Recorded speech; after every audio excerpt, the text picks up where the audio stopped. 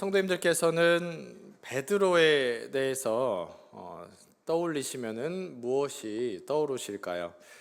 처음으로는 예수님께서 참 사랑해 주셨고 또 예수님께서 좋아했던 또 예수님에 대한 그 신앙 고백으로 유명한 제자가 떠오릅니다. 또한 베드로를 떠올렸을 때 예수님을 부인한 제자로도 알고 있습니다. 그래서 한 번 부인한 것도 아니고 세 번씩 이제 부인하여서 완벽하게 또 예수님을 부인하였던 그러한 제자로도 알고 있는데요. 예수님이 또 죽으시고 부활하신 이후에 또 다시 찾아오신 그러한 제자이기도 합니다. 오늘 베드로는 어떤 부분으로 소개되고 있는가? 오늘 외식하고 있는 베드로, 어떤 사람 앞에서는 이렇게 행동하고 다른 사람 앞에서는 다르게 행동하는, 어떻게 보면 연기하고 있는 베드로의 모습이 나옵니다. 보게 되니까 베드로가 안디옥에서 있을 때 그곳에서 이방인들하고 같이 식탁에서 밥을 먹고 있었는데, 이제 예루살렘에서 올라온 사람들이 이제 안디옥에 이르르니까 그 유대인들이 자신이 이방인들하고 식탁에서 식사하는 모습을 보게 되는 것을 두려워한 나머지 그들 가운데 식사하다가 갑자기 다른 곳으로 가버리는 그런 외식하는 내용이 나옵니다. 그런데 그것이 다른 사람에게도 영향을 미치고 있었다라는 것인데요. 우리 갈라디아서 2장 12절의 말씀 같이 읽어보겠습니다. 야고보에게서 온 어떤 이들이 이르기 전에 게바가 이방인과 함께 먹다가 그들이 오매 그가 할례자들을 두려워하여 떠나 물러가매. 베드로가 왜 그들과 식탁 교제를 하지 않았을까요? 이방인들하고 있을 때는 이방인들하고의 그들도 성령을 받은 사람들이니까 그들과도 함께 교제하기를 원했던, 그래서 이방인들과도 함께 어울리며 그들과 친교를 하는 모습도 필요했겠지만, 또 이제 예루살렘에서 유대인들이 오니까 그들이 유대인인데 베드로는 왜 이방인과 식탁 교제를 하는가, 그러면 부정해지는데 지금 잘못 행하고 있지 않냐라는 것들이 예루살렘 교회의 소문이 퍼지지 않게 하기 위해서 지금 외식하고 있는, 그래서 그 자리를 떠나는 모습이 나오고 있습니다. 그런데 이 이중적인 행동을 사도 바울이 11절에서 책망받을 만한 일이 있기로 내가 그를 대면하여서 이제 책망하였다라고 말합니다. 그들은 이제 헬라인이거나 또한 유대인이 아니고 이방인인데 왜 유대인과 같이 되어야 되냐라고 말합니다. 그러면서 다른 사람들도 이것에 동참하게 되는 13절에 보니까 남은 유대인들도 그와 같이 외식함으로 바나바도 그들의 외식에 유혹되었다라고 말씀합니다. 그러면서 하는 질문은, 유대인이 그리스도인이 되면 이것이 의롭게 되는 것이 할례에 있는지 행위에 있는지, 이것이 믿음에 있는지를 질문을 합니다. 오늘 본문 11절에서 14절의 말씀은 같은 내용인데요. 베드로가 함께 식탁 교제를 이방인과 함께 하지 않는 것으로 하여금 이방인들에 대한 베드로의 입장은 그들을 어떻게 보고 있는가라는 것이죠. 그 질문은 또한 사람이 의롭게 되는 것이 율법의 행위인가 아니면 믿음인가라는 중요한 질문에 있습니다. 갈라디아서 2장 11절부터 14절에서 오직 예수 그리스도를 믿는 믿음으로 의롭게 된다라고 말씀하면서 이 할례로 사람을 의롭게 하는 것이 아니다라고 말하고 있습니다. 근데 바울도 이 베드로가 행한 이 식탁 교제를 하지 않는 이러한 외식하는 장면이 바울이 그렇게 바울 또한 뿐만 아니라 베드로가 이런 외식을 한 이유에 대해서 갈라디아서 2장 15절에서 우리가 발견할 수 있겠는데요. 갈라디아서 2장 15절을 같이 한번 또 읽어보도록 하겠습니다. 읽겠습니다. 우리는 본래 유대인이요 이방 죄인이 아니로되. 아멘. 그러니까 당대의 이방인은 어떻게 보고 있는 거예요? 죄인으로 보고 있는 것입니다. 이것은 유대인들이 가진 공통된 어떤 생각을 비춰 알 수 있는 것이죠.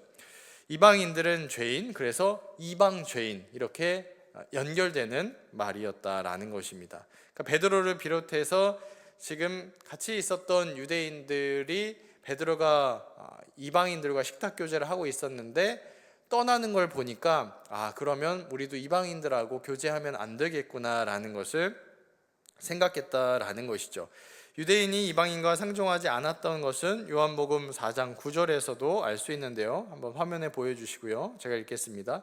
사마리아 여자가 이르되 당신은 유대인으로서 어찌하여 사마리아 여자인 나에게 물을 달라 하나이까 하니 이는 유대인이 사마리아인과 상종하지 아니함이로라. 그래서 유대인들은 이 예수님뿐만 아니라 모든 유대인들은 이방인과 어울리지도 않고 특별히 식탁 교제하는 것은 상상할 수 없는 그러한 일이었다라는 것인데요. 그러나 성경에서는 이 할례자, 무할례자가 모두 예수님 안에서 의롭다함을 받는다라고 말씀합니다. 로마서 3장 30절을 띄워주시고요. 같이 읽겠습니다. 할례자도 믿음으로 말미암아 또한 무헬라제도 믿음으로 말미암아 의롭다 하실 하나님은 한 분이시니라. 아멘.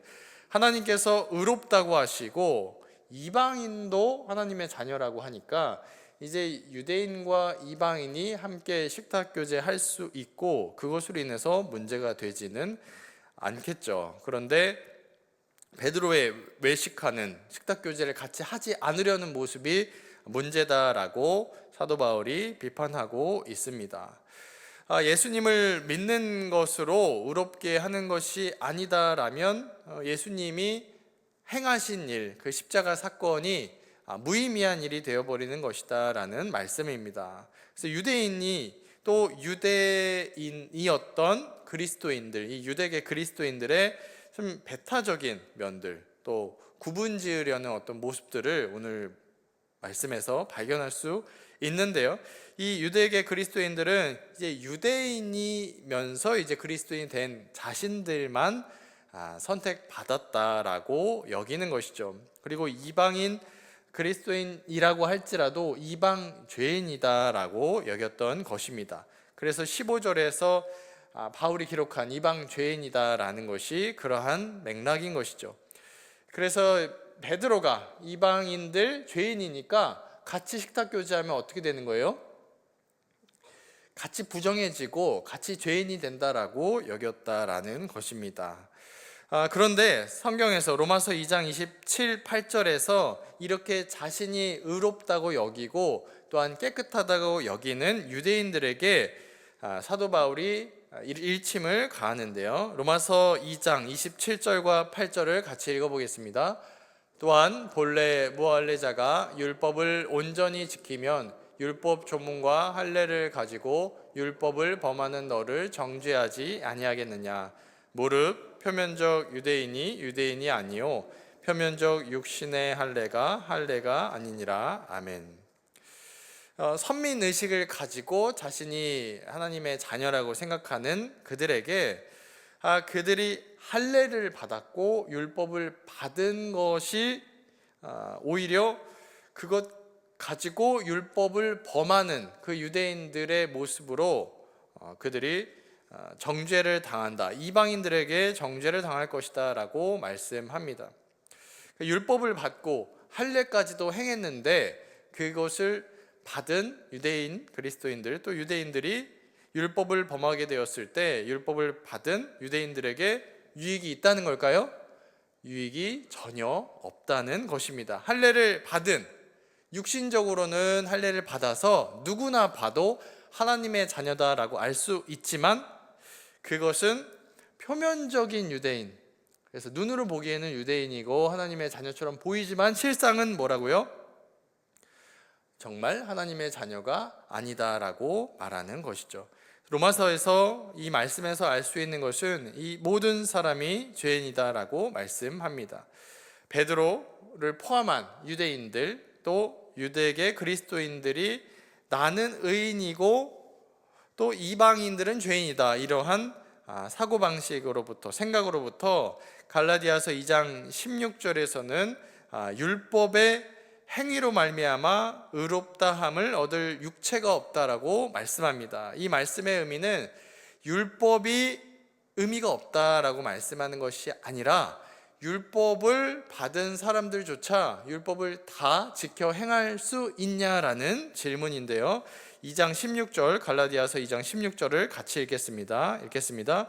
사람이 의롭게 되는 것은 율법의 행위로 말미암음이 아니요 오직 예수 그리스도를 믿음으로 말미암는 줄 알므로 우리도 그리스도 예수를 믿나니 이는 우리가 율법의 행위로서가 아니고 그리스도를 믿음으로써 의롭다함을 얻으려 함이라. 율법의 행위로서는 의롭다함을 얻을 육체가 없느니라. 아멘. 그러니까 유대인들이 율법을 받았지만 어느 정도는 율법을 지킬 수가 있지만 다 지킬 수 있냐, 이런 질문인 것입니다. 그리고 다 순종을 하였는데 한 가지라도 어기면 율법 전체를 어긴 것이다 라고 로마서 2장 22절부터 4절까지를 말씀하는데요. 화면에 띄워주시고 제가 읽겠습니다. 간음하지 말라 말하는 내가 간음하느냐, 우상을 가증히 여기는 내가 신전 물건을 도둑질하느냐, 율법을 자랑하는 내가 율법을 범함으로 하나님을 욕되게 하느냐. 기록된 바와 같이 하나님의 이름이 너희 때문에 이방인 중에서 모독을 받는도다. 아멘. 하나님의 이름이 모욕을 당하는데 이방인 때문에 모욕을 당하는 게 아니라 누구 때문에 모욕을 당하고 있어요? 유대인 때문에 모욕을 당한다 말씀하는 것입니다. 왜냐하면 유대인들이 지금 자랑을 하고 있기 때문이에요.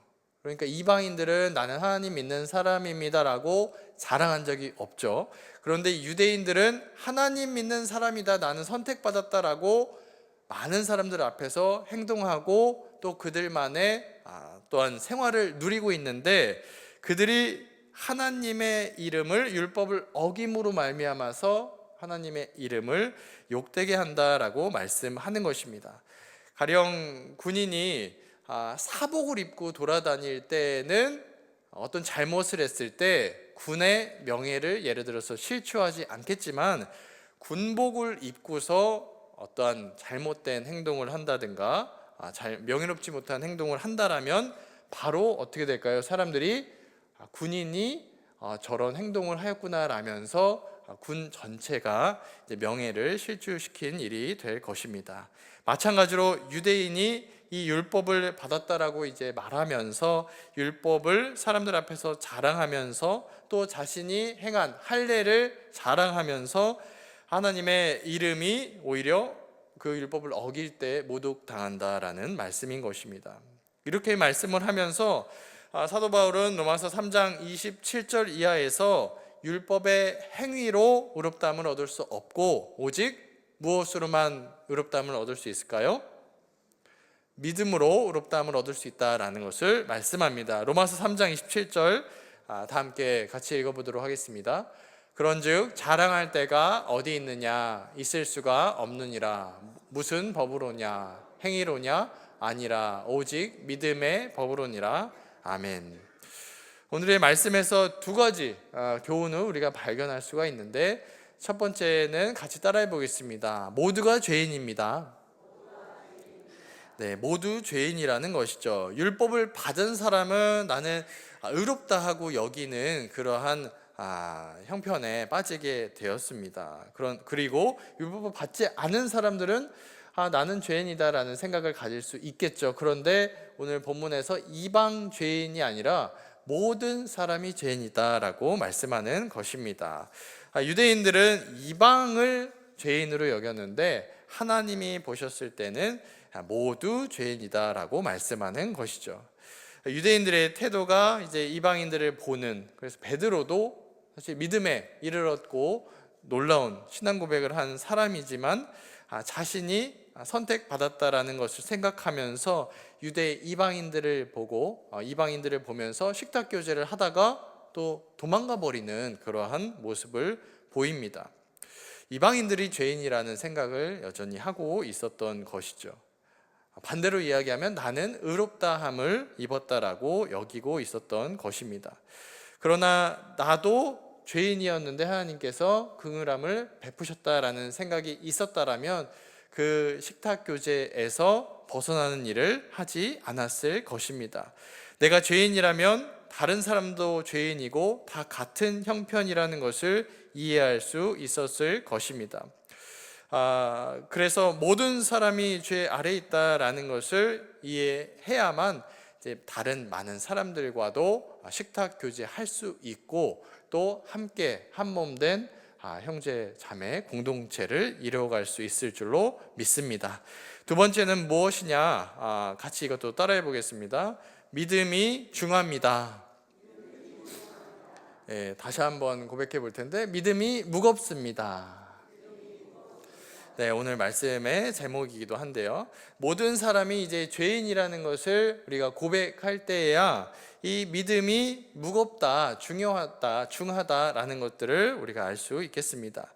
이것이 율법을 폐하거나 율법이 의미가 없다라는 말씀은 아닙니다. 이 유대인이 말씀하였던 것처럼, 유대인들이 주장하는 것처럼 나는 율법을 받았으니까 구원을 받았고 또 율법을 받았기 때문에 구별된 사람이다라고 여기는 그것이 문제가 되고 있다라는 것이죠.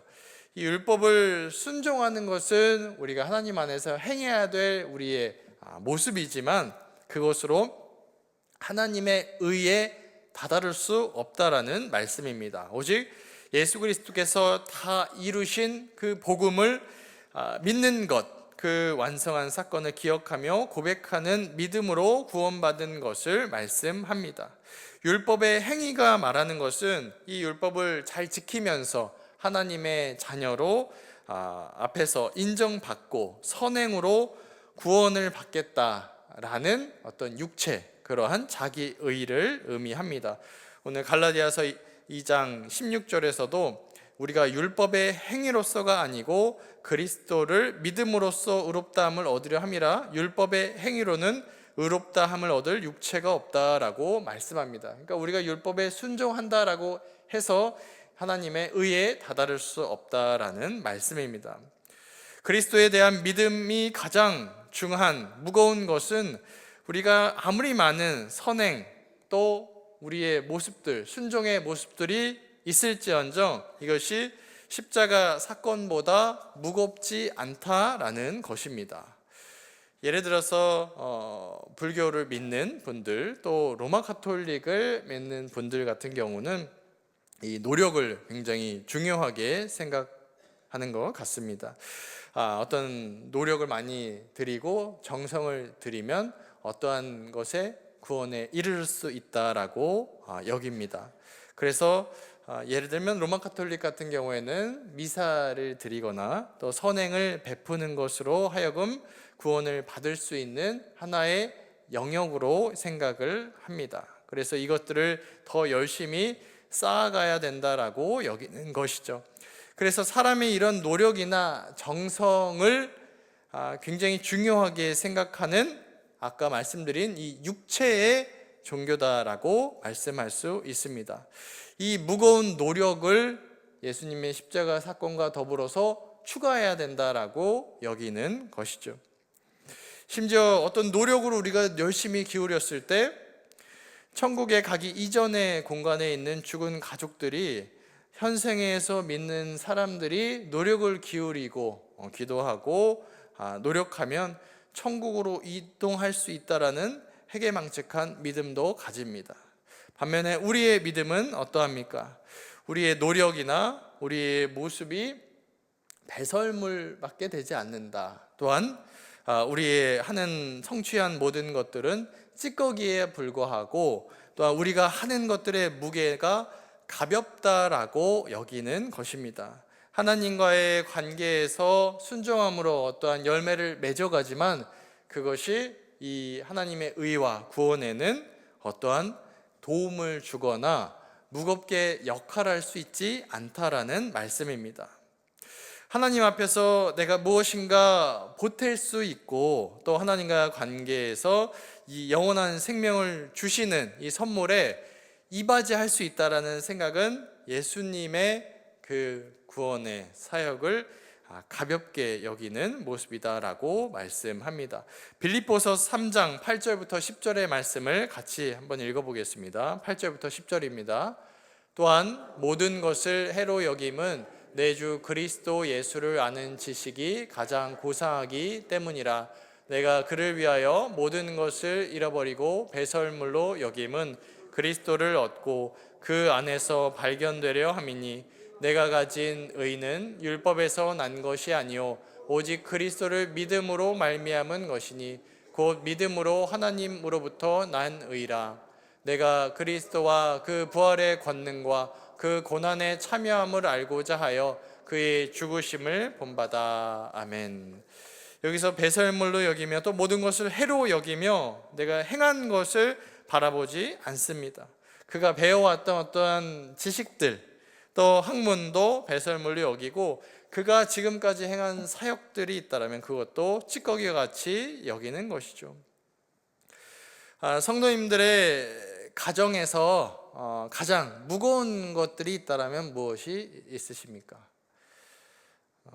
책장이 가장 무거우실까요? 아니면 침대가 가장 무거울까요?